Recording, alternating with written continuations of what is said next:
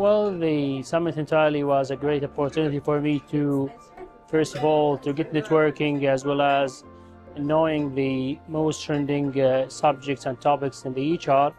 However, the artificial intelligence applicable solutions was the most appealing and trending.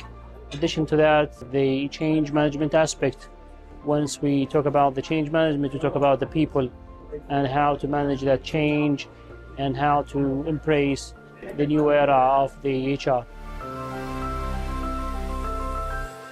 Well, definitely the digital transformation is the most dominating topic nowadays in the HR arena, and how to address that transformation, including the people transformation, is very essential towards driving this change into the near future.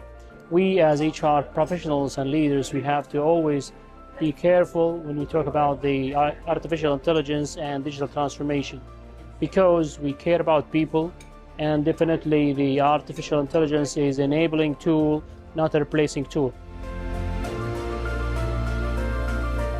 Well, for sure, a lot of experts and the great gurus in the field has been introduced today. I'm so admired and happy being with this great team as a speaker of the event. I was honored to talk about the change management and the link on the new trending topics between the change management.